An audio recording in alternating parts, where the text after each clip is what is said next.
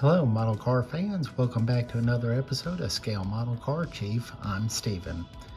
In this episode, we're going to be doing the final reveal on my kit bash of the 1980 Cobra or 79 Turbo Cobra and the 1990 Mustang 5.0 LX drag car to resemble, with the kit bash, my mother's 1982 Mustang GL.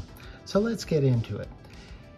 I'm very pleased with the casting of the parts that I did. I had to cast a new hood, front grille off of the 1979 Mustang Turbo Cobra model kit, and then I grafted and fit those pieces and sanded them and got them to fit the 1990 Mustang LX notchback or coupe model kit. So everything turned out really well. I'm pleased. I had to end up making it a curbside. It does have an engine, but with my casting, the pieces were pretty thick.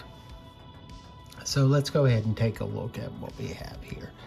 I went ahead and put the aftermarket wheels on that closely resemble the wheels that were on my mother's car. They're not perfect, but I'm pleased with the way everything turned out on those. That was the final piece that I needed to make this model come to fruition. So all that worked out well. Here's the nose and grille assembly and the hood that I cast. I ended up going away from epoxy and I used rock hard putty. When I cast the mold, everything came out real thick and the epoxy never set up real hard. It wasn't tacky and it was mixed properly, but it was very flexible. So it wasn't the proper medium. I probably got the wrong product as, I did my research. I went ahead and made some side louver vents, or, well, they're not really louvers, but filler pieces to go in to transform the 1990 Mustang body to look more like the 82 model. Let's see if I can get a view of the inside. I cast a dashboard.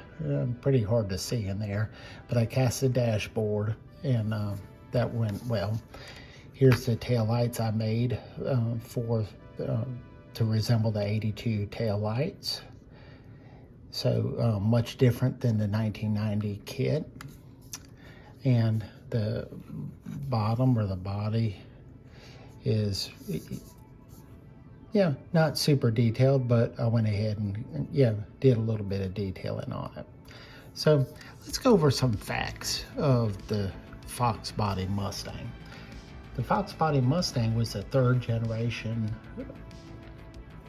Mustang, and it was built from 1979 to 1993. There was many incarnations along the way during that time period, but the 79 to 82 was based, well, they were all based on the Mustang's Fox Body platform, and that included the Fairmont and the Mercury Zephyr, which debuted in the 1978 model year.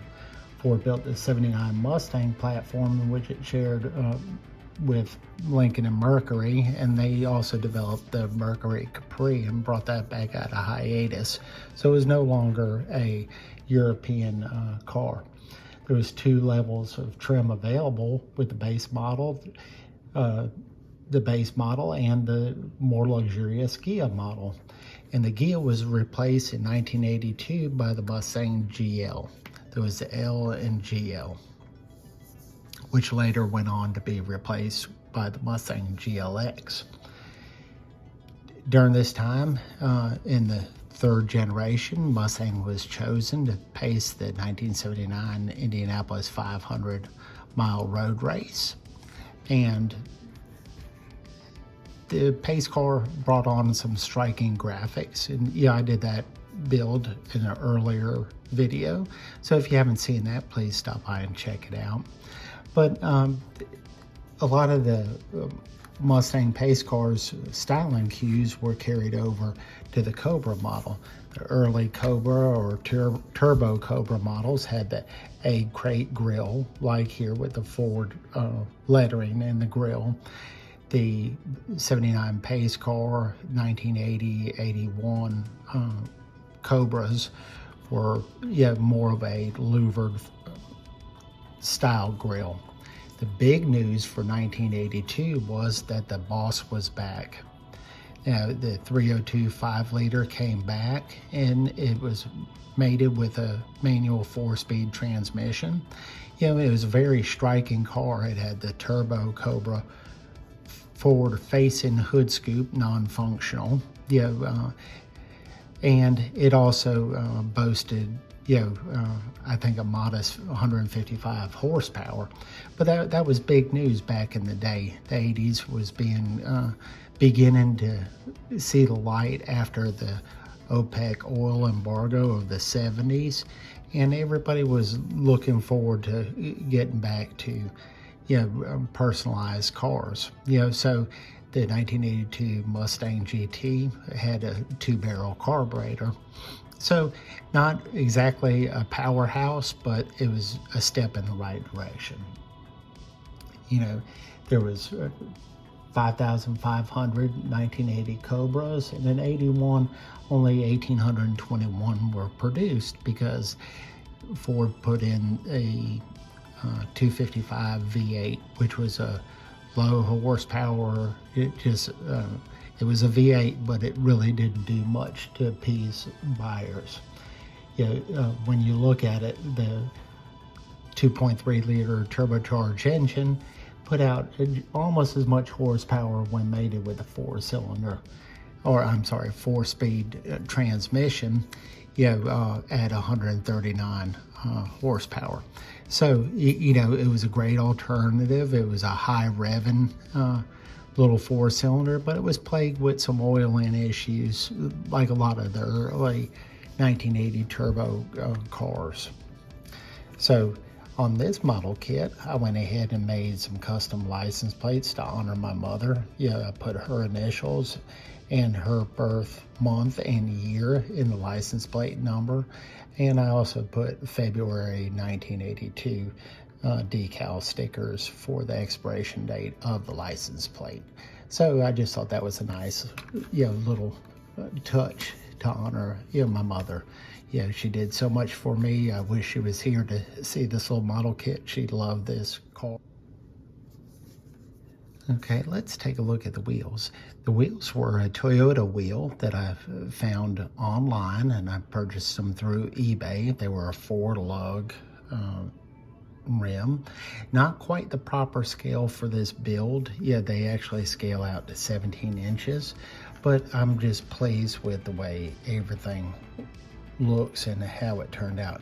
They're close, not perfect, to the wheels that were on my mother's car, and I'll insert a picture of that probably right about here. And they just matched the closest thing that I could find. Another great little feature of the Mustang, from 79 to 82 was the little running horse medallion in the front of the hood. So I went ahead and hand painted that in. My casting was able to pick it up. The one thing that I had trouble with, and it might be hard to see there, try to get it to focus in, was I had to reuse the steering wheel out of the 1990 Mustang. I tried to cast the Cobra steering wheel, but I was just, after many attempts, unsuccessful, and I didn't have one in my parts box that I could go to. My mother's car did not have a console. Let me see if I can get that in there. So, I just have the floor shift 4-speed in on it. So, again, I'm tickled to death with the way this turned out. I also made a 1982 custom license plate for the front of the car. So when anybody looks at it while it's sitting on my shelf, they'll have an idea of what this model is supposed to represent. The color was chamois with a light brown tan interior. I forget the name of the color of the interior, so I tried to capture that. This camera's really not working well today. Getting good inside views. Might be the color of the interior making it a little bit harder on me. There's a good combination between the rear package tray in the back seat. So the color choices, I had a custom mix this color. To get it, I use acrylics, and then, I went ahead and clear coated on top of it. When everything's said and done, I'll do a little bit of polishing on it, just to kind of bring out a little bit more shine. So I'm glad that this build came out of my mind, and I was able to go ahead and make it become a reality. So for those of you who are thinking about casting parts, I'd say go ahead and give it a try. It's not that hard, if you get the proper medium. I took 2 tries at my casting. Like I said earlier in the video, I used rock hard putty for my second casting. Everything just came out real thick. My mold wasn't quite proper, but the detail on the finished side worked out well, so I'm pleased with that. The epoxy just wasn't, I think I picked up the wrong brand. But anyway, I want to thank each and every one of you for tuning in. Tell me what you think in the comment section below, and I will have some still pictures at the end of this video. This is Steven, the Scale Model Car Chief. Have a safe and blessed day. Thanks for watching.